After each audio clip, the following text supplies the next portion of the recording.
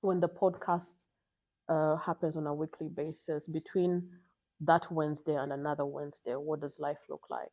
Can you weather the storm, or you're just waiting to lean into the podcast full time?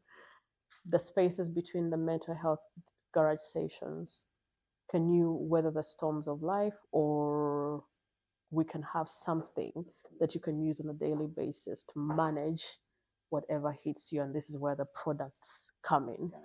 Yeah, I believe, I feel like I try to check social media for mental health product lines, and it looks like it's only mine. So It's only mine. Yeah, it's amazing.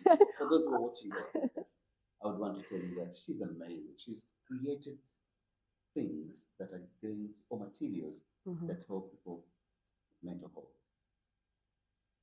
As she says, as she searches over the internet, she finds that only her product is what is there. I have not found anything described as a mental health product Yes, line, mental but health maybe product. they're there. I don't know. Briefly, Yeah. take us through this. And for those who are watching, Nabubuzi Chiwamka, she's on Facebook, she's on Twitter, she's on LinkedIn.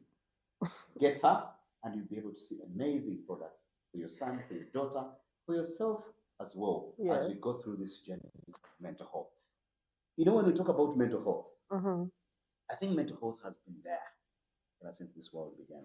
But because of our cultures and where we come from, the background and everything, we've always channeled our mental health issues to witchcraft, to the other side of culture, to the other side of madness. People have termed us as mad. And it's now that actually the world is coming up to say it's not madness. It's not actually witchcraft.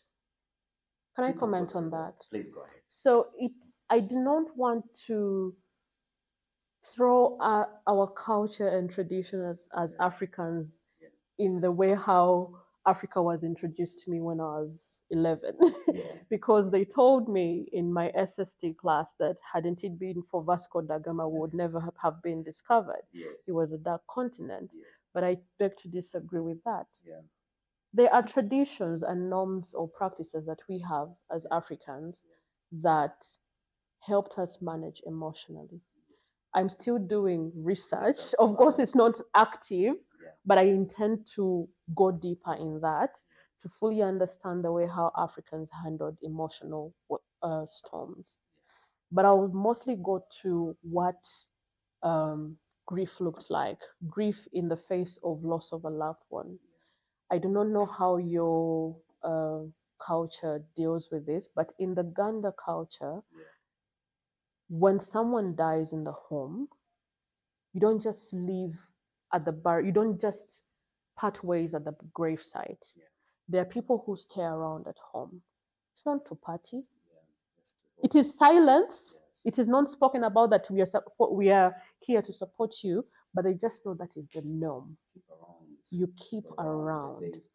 But this is them helping you through the process of grief. One by one. Exactly, because I struggled with my grandmother's loss for a very long time. And it was until I spoke to a psychologist that she explained to me that I didn't go through all the phases of grief because I did not bury her. Because I was getting asthmatic attacks and everything, people decided to keep me away.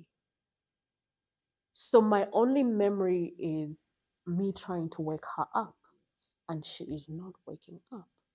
And I'm turning to my mother and asking what happened because I'm picked right from school. And that's when everything closes. And the next, I don't see my grandmother anymore. I did not get to bury her. But tradition helps people go through all these things. There are people that feel like, oh, because now I'm Christian, I don't do these things. Okay, so how are you dealing with this support?